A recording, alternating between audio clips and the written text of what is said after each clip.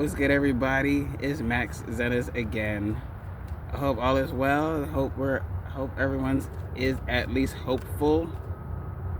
I wanted to immediately piggyback off of the last reading. I wanted to piggyback off the last reading because it's fascinating. It's fascinating watching myself do shadow work in real time, because there was one thing I completely skipped over when I was talking about transmuting pain through creative expression is self-betrayal, right? I forgot to specify self-betrayal. When I talk about betrayal, I mean all betrayal, especially self-betrayal. I came across this quote, and I'm not going to quote it perfectly. You probably heard something like this yourself a couple times, many different ways. Is anytime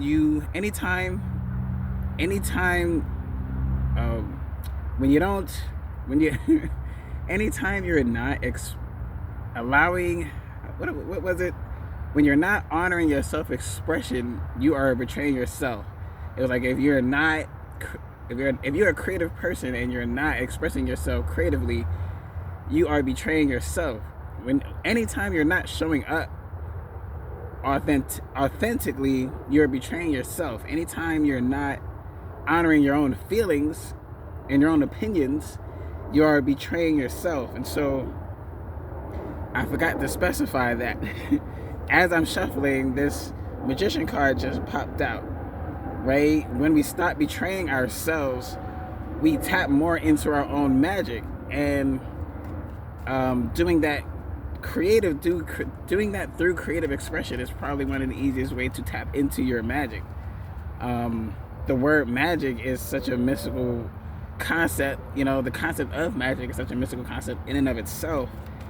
However, to, I guess, make it more palatable, the fact that I can have a creative idea and create it in a way that is performing magic, inventing a new dance move, inventing anything at all. That does require some creativity, even if it's a scientific thing, or you know what I mean. I think Albert Einstein is quoted, and of course it's not going to be a perfect quote, but I think Albert Einstein was asked, like, if there was any other profession that if there was any other talent you could have, like, what would it be?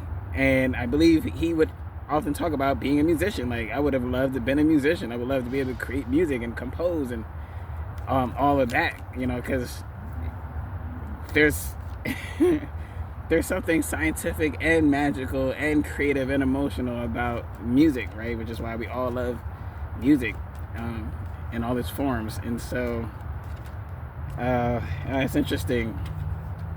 It's interesting how this card came out, and it's the Five of Cups, and how it looks similar to that magician card, which I wish I would have put it down. I didn't. I kept shuffling. It'll probably come back up again. It looks very similar to this. This Five of Cups, I refer to this as the notice how she has 5 cups around her, and she has her foot in this one cup. It's almost like she knocked over her own cup. I feel like, in a way, this represents how we'll sometimes self-sabotage, right? We'll self-sabotage through self-betrayal and other things. In a way, she kind of knocked over her own cup. She's probably like, oh man,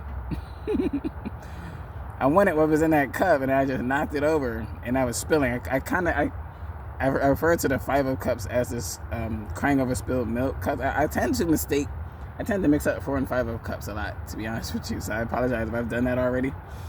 But the 5 of Cups, I consider that the crying over spilled milk cup. She has these 4 cups over here, and she's looking at the one that's spilled. It's spilled, while at the same time, it's your own foot is in that cup. So is that self-sabotage, right? And focusing too much on the self-sabotage and not paying more attention to the 4 cups you still have.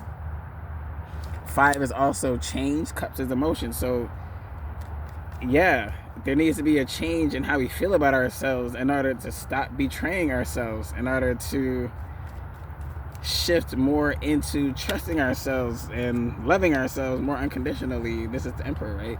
Oh, King of Wands. I'm about to say Emperor because they both wear red. King of Wands, right? Taking control and taking action. You know, like not worrying about that spilled cup, but taking action with the 4 that you have. And so Spirit is like, be the king of your wands and take action. Go do stuff. That line back there is about courage, right? And red to me is always screams root chakra, right?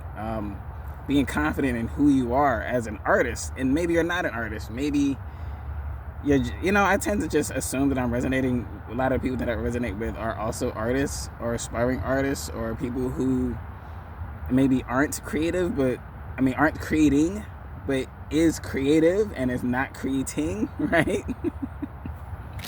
You know what I'm saying? He's holding that torch, fire, passion. What are you passionate about? And take some action.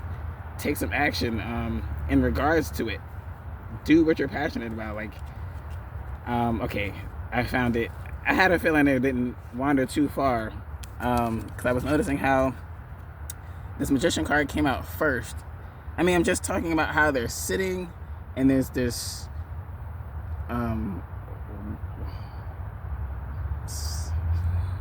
whirl is the word. I'm reluctant to say the word whirl because I think I have, anyway. You notice how they're both sitting and there's both this swirling happening in front of them. And the main difference is this one is owning their magic and this one is just sitting there crying about that spilled cup. This person is like, abracadabra. And they're like, right? And I'm seeing a lot of green and blue in both these cards, right? So it's like blue and green is heart chakra, throat chakra. Throat is self-expression, creative expression as well. I feel like you don't have to always necessarily be using your throat specifically, but I feel like the throat chakra is a reference to our creative expression. Our creative expression, not just verbal.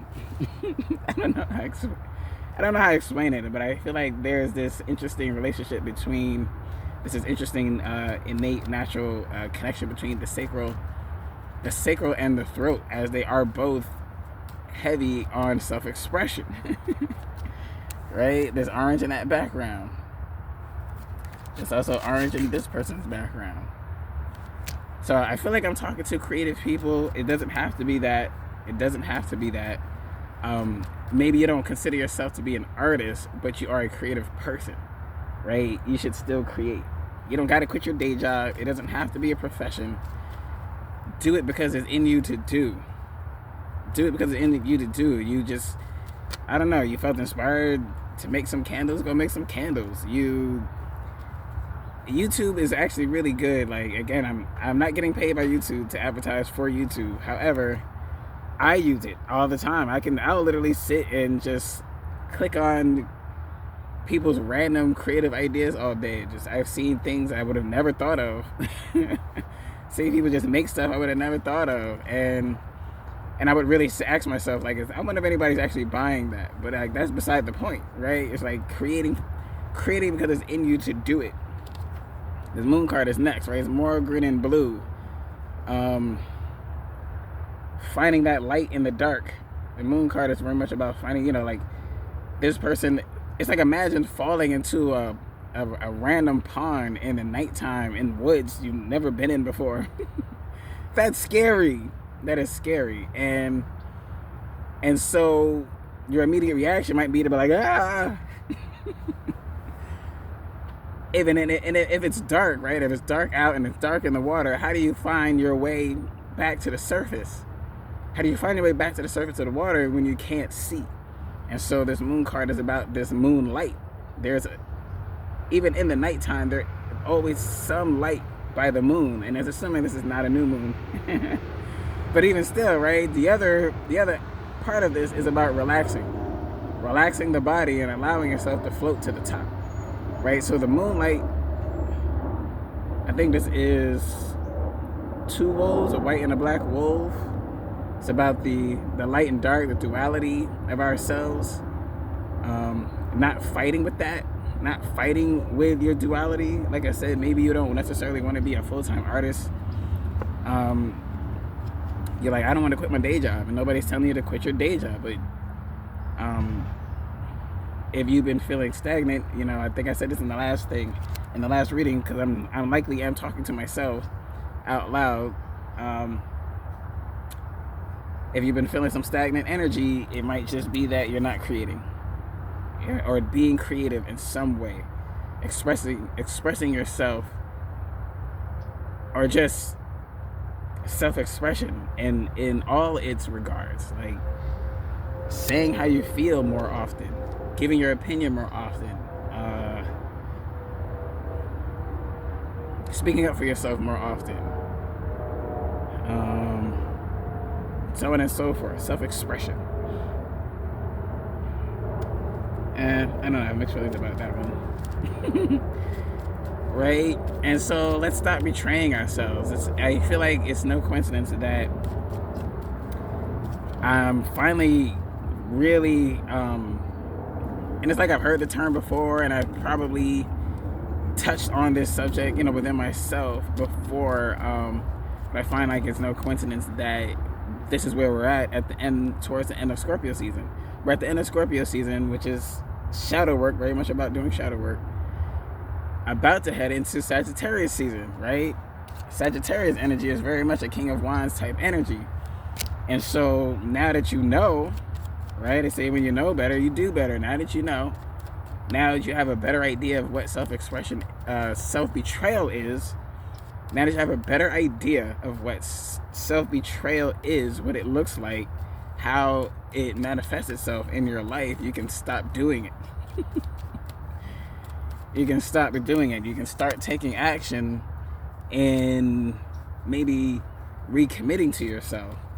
One of the reasons I started the YouTube channel, not just because I can do readings, like this is a strength card, being strong, but also, if you notice, she's a half lion, but she's also, it's like her face is turned into a half a lion, and she's holding this lamb. So it's about, it's strength, but it's also like emphasis in strength in balance, like knowing when to be strong and knowing when to be soft, knowing when to be hard and knowing when to be soft. Like, no innuendo implied, but I really mean that.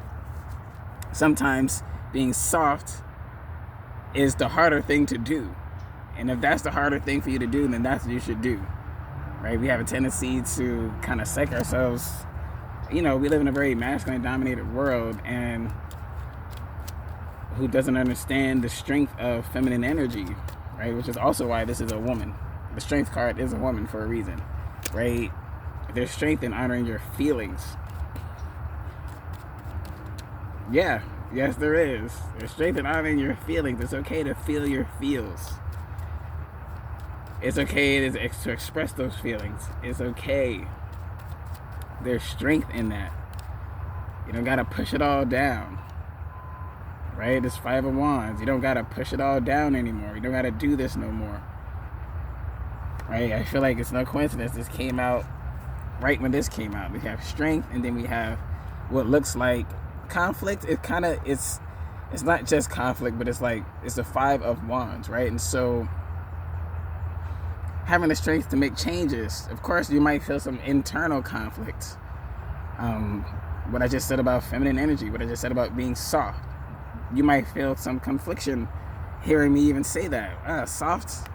No, I gotta be hard, I gotta be tough. No, strength, not weakness. Strength, not weakness. You know, like, no. Sometimes actually being your softer self, showing more grace, showing more compassion to yourself, if that's the harder thing to do, then that's the thing you need to do, right? And so making changes aren't easy. Be strong. Be strong, but also be easy. Release the judgment. Sometimes you get it wrong. Like, allow yourself to be a baby again sometimes, and understand that you're gonna fall, you're gonna trip. Like, we become adults, and then not only are we judging ourselves, but we're judging other people's journey. We're nitpicking over every little thing that they're doing right and doing wrong, even though it's not our journey and it's not our life. Right? Release the judgment. Release the judgment of yourself. Release whatever judgment you have towards others. Right? Release it. Stop judging yourself. Again, there's strength in being softer. There's strength in relaxing. There's strength in being more easy on yourself. If you're always hard on yourself, then being even harder on yourself is not where the growth is at, is it? What's the harder thing for you to do? That's why I'm also what I mean by releasing judgment of others, because we have a tendency to compare ourselves too much. What's hard for them might not be hard for you. What's hard for me, what's hard for me might not be hard for you. What's hard for you might not be difficult for me. Do the difficult thing. If you've been too easy on yourself, then maybe you do need to be harder on yourself. Sometimes it works out that way, but I find a lot of people are actually too hard on themselves. And then when it's time to, make changes or do something, now they feel like they gotta go even harder. It's like, no, you don't always gotta be harder. If that's all you know how to do, then there's no growth in doing more of that, right? You grow. That's why it's a 5 of wands. You grow when you do the difficult thing. That's the thing that's difficult for you to do. You have a hard time getting consistent, then focus on that. Do one thing at a time. That's one thing I did with my life, is that I gave myself some elbow room. I didn't give myself any deadlines in terms of internal, especially just growing as a person. I don't give myself deadlines. And then sometimes I do, sometimes I don't. I'm just making a point here about how to be easier on yourself, right? Release the deadlines. Oh, I got to do this by this day. I got to do that. Release the deadlines and maybe focus on one thing at a time. And so I would do that. I would say, okay, I have an issue with being consistent. Oh, I think I started to say one of the reasons why I started the YouTube channel. Well, it's been in my spirit to do this anyway, putting myself out there.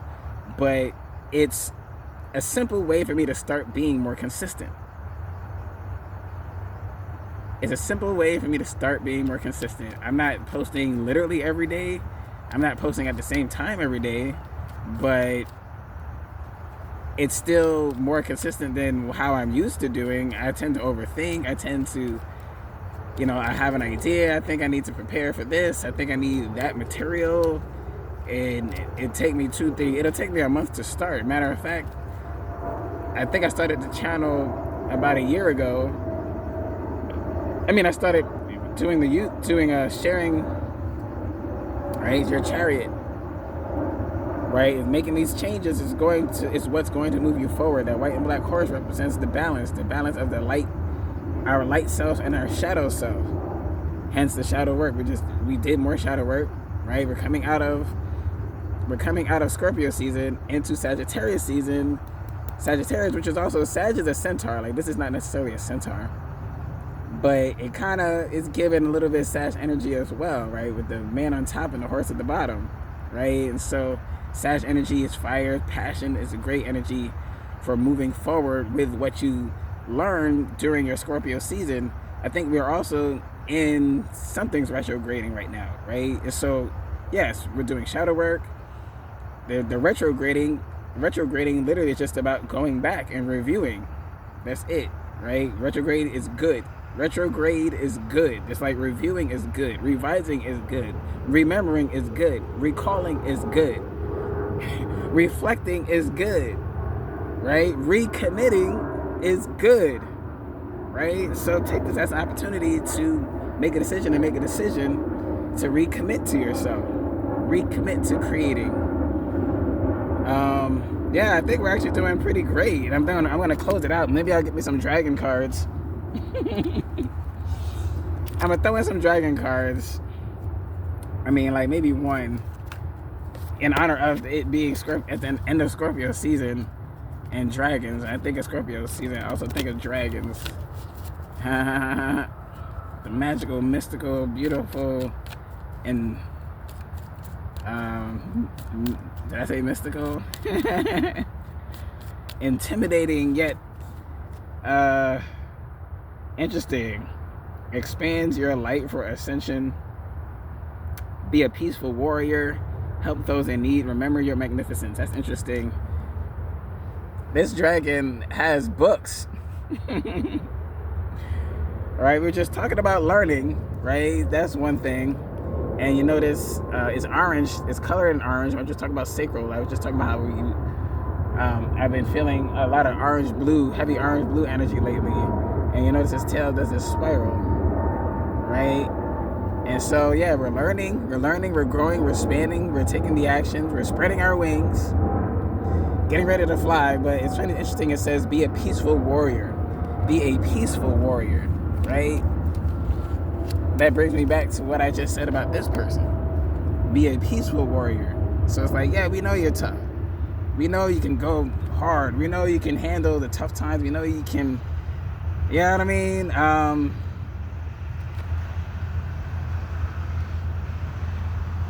All battles don't need to be won by bloodshed, right? Sometimes the external battles we find ourselves manifesting is really just a reflection of our internal battle, right? And if you're having internal battles, it's like, be the peaceful warrior. I mean, the next part says, help those in need, remember your magnificence, right? So this is what I'm doing here by also offering these readings and putting myself out here. This is part of my one, answering the call. Spirit, I have this gift of intuition.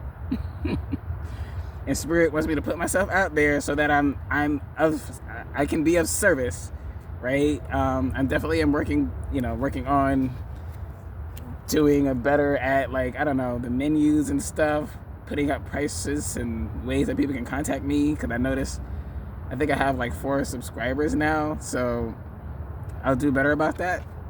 But I'm focusing on the peaceful warrior part. Right? That internal battle might actually just need not more fight, but less fight. Right? When's the last time you hugged yourself? When's the last time you looked in you know what I mean? Sometimes we need to fight our habit of fighting. Right? When's the last time you looked in the mirror or just walked around with yourself and just said, man, I'm so amazing, I'm so beautiful, I'm so, you know what I mean? Not on some egotistical stuff, but on some on some loving. Like, when's the last time you really sat and talked to yourself the way you would talk to your own child? Like, I feel like we do it with kids. I feel like we sometimes do with kids what we need to do with ourselves more. Like, we encourage kids. We're like, oh, you're so beautiful, you're so handsome, you can do this, you're so smart, I believe in you. And I feel like sometimes we're projecting out some of the things we wish people would have said to us. And we wanting to be maybe better parents. I mean, my parents was okay. I'm not saying my parents were bad. I'm just saying in general, right? They could have standed to be a little more verbal when I was younger, but it is what it is. It could have been worse for me, but I'm getting a general point. Parenting yourself, right? Talking to the inner child the way you would talk to any other child. Look how handsome you are. Look at you. Look at you with your YouTube channel, trying to be more consistent in life and whatnot. Look at you putting yourself out there. Look at you smiling for the camera. I used to be very camera shy. I used to hate taking pictures and like. It's like, look, Z. I'm just giving you an example. Look, Z. Look at you. Look at you looking at yourself. Look at you smiling at yourself at the camera. Look at you shooting this video and posting it for other people to see. Look at you. You've come so far. All right, y'all. You get the idea. We got this. All right. Love yourself. Later.